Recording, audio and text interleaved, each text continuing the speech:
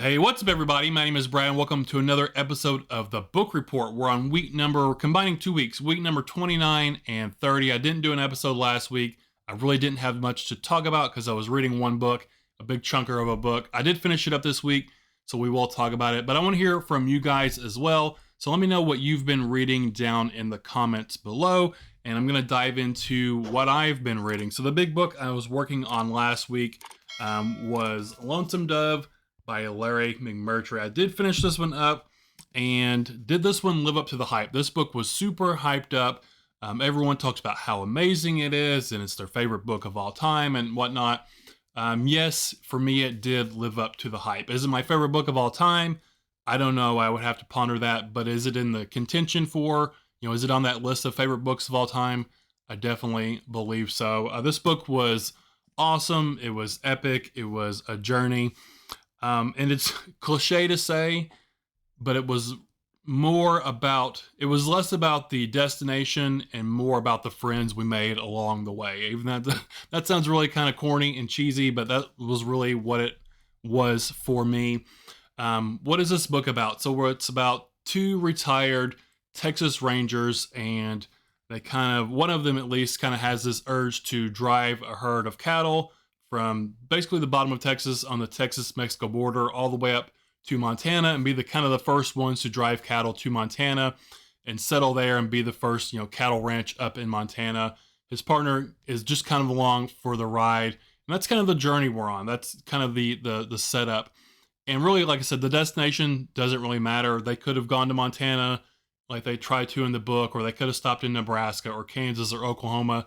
That part didn't really matter so much, but it was really about the characters and the relationships and all of the triumphs and struggles and traumas they went through all along the way. It was great. I loved it. It is, like I said, definitely one of my favorite books of all time. My two favorite characters in here were Augustus McCrae and Josh Dietz. I love those characters. Two drastically different characters. Josh Dietz is kind of quiet, kind of keeps to himself. He's wise. He really only speaks when he needs to speak. And then Augustus is kind of the complete opposite of that. He's always talking. He's very loud, kind of flamboyant in a way. Really likes to speak his mind, always asking questions, just kind of likes to be lazy and sit back and hang out. He's one of the retired Texas Rangers. Him and Woodrow Call, those are the two partners that are driving this cattle herd up to Montana. But there's a slew of great characters in here. Woodrow Call and Augustus McCrae, Dietz, Lorena, Newt, all kinds of different characters. I know I'm forgetting a bunch. July Johnson was a good one, although he was a very frustrating character. He's a sheriff from Arkansas. But this was everything I wanted from a story about the American West. And it's kind of towards the end of the West. All the buffalo herds have kind of been, hunted down at this point. There's not much left. We are a lot of the Native Americans, the Indian tribes, have been fought off, or they're kind of starting to make peace and trade and stuff like that. So it's kind of towards the end of that. The Civil War's happened. It talks about Custer in here. He's already been, attacked and defeated. So it's kind of towards the end of, I guess, the golden period of the American West, you could say, where it was really about exploration and everything's new and whatnot. Really uncharted territory. But yeah, this was awesome. I loved it. The characters in here were fantastic. The story was great.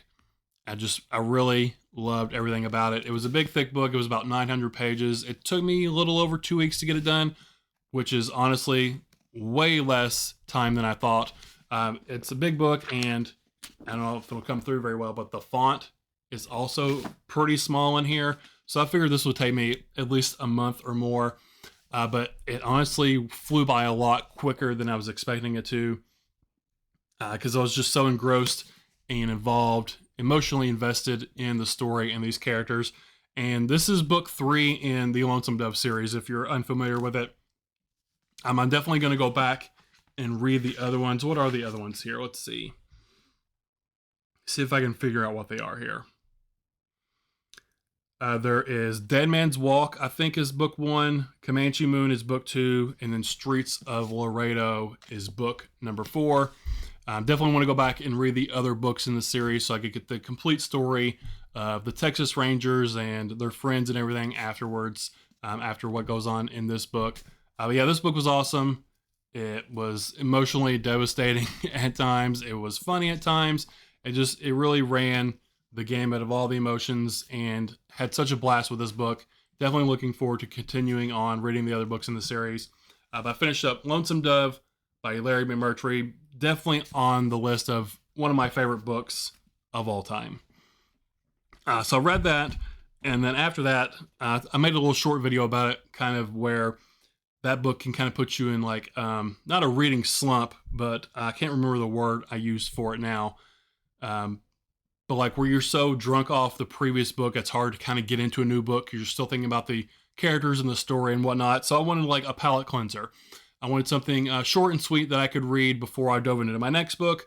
And the next book I wanted to read was Project Hail Mary from Andy Weir. Before that, because that's also a longer book, it's about 500 pages. So I didn't want to do long books back to back. I wanted something to break it up. So I put up a short video asking your all's opinion on 3 short books that I should read. And those were Hairs by Ira Rat. This is a little short story collection. Mapping the Interior by Stephen Graham Jones. And I dropped the other one here. The last one was October Animals by Nicholas Day. And the vast majority of people commented that I should read October Animals. So I'll pop up the real cover art somewhere here on screen. This was an early copy. Doesn't have any cover art. The cover art's awesome. It's done by Daniel Serra, if I'm not mistaken. I love his artwork and his covers. So I'll pop that up here on screen. But October Animals, this book was short. It was less than 100 pages, like 90 pages. And the like synopsis was talking about it was 4 kind of teenage friends. One of them particularly, probably all of them didn't really have the best home life.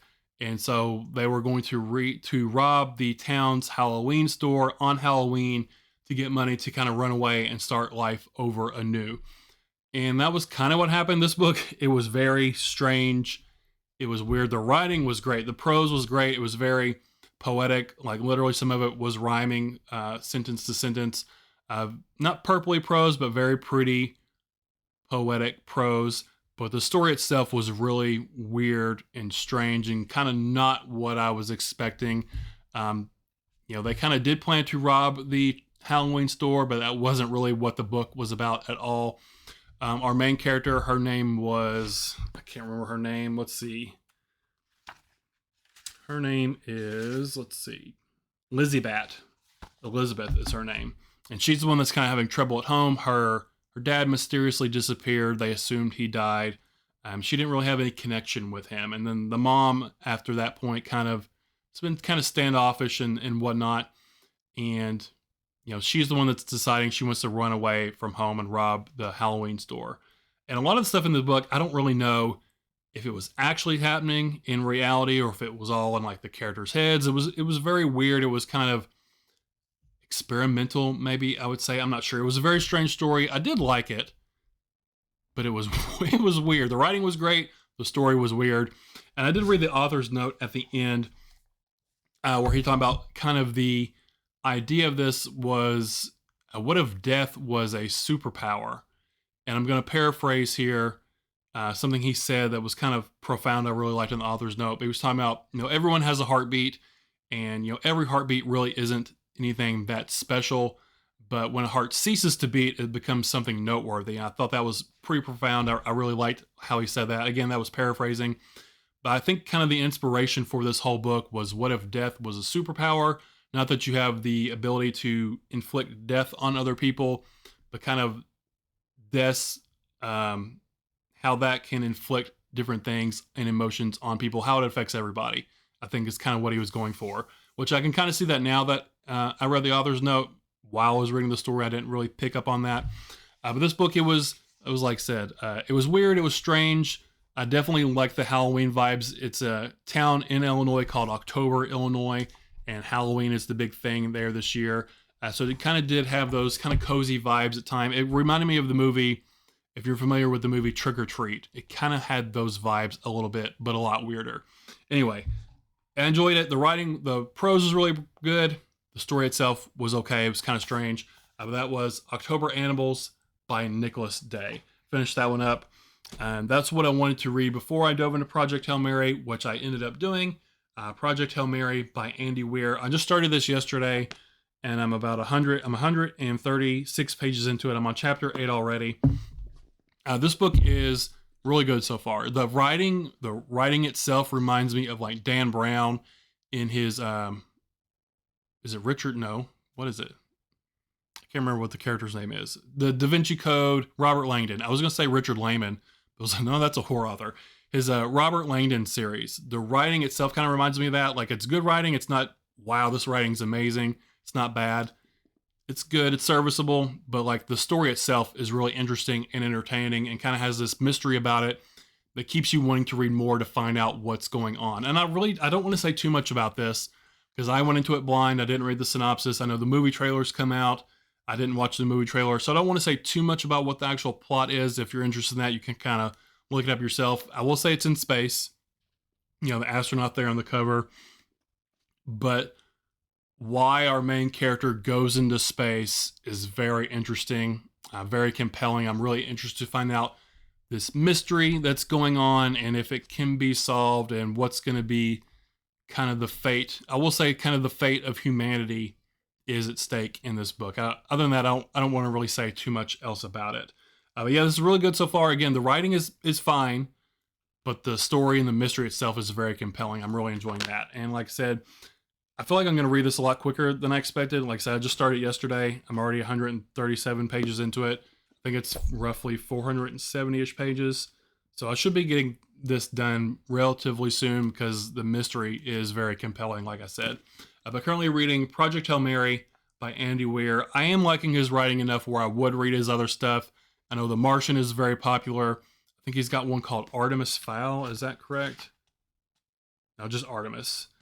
So I would be interested in reading more of his stuff based on solely the writing, but the story itself is very compelling. So that's what I'm currently reading right now.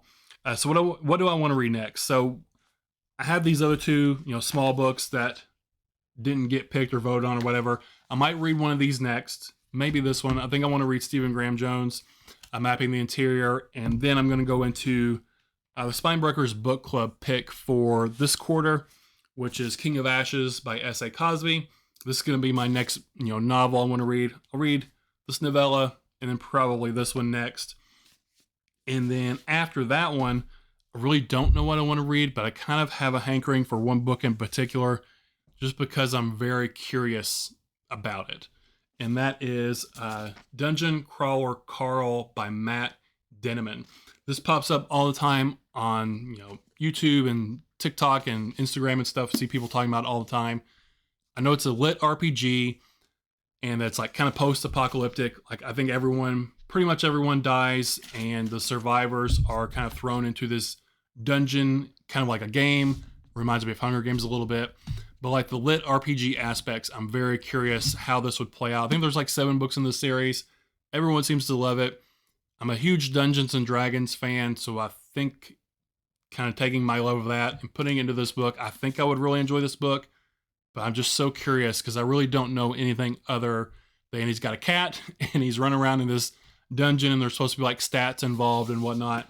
And I've heard it's super funny and just wildly entertaining. So I'm really curious about this one. This might be my next read after S.A. Cosby's King of Ashes book.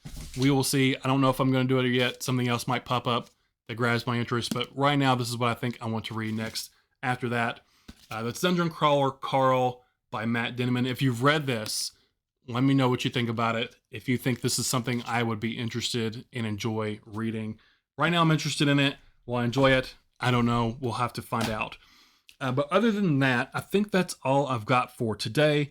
That's everything I've been reading and currently reading. So like I said earlier in the video, let me know what you've been reading. If you've read anything that I've talked about, let me know that as well, what your thoughts are for those books. But other than that, that's all I've got for you guys today. So appreciate you hanging out, spending your time with me. Again, my name is Brad, and I'll talk to y'all later. Bye.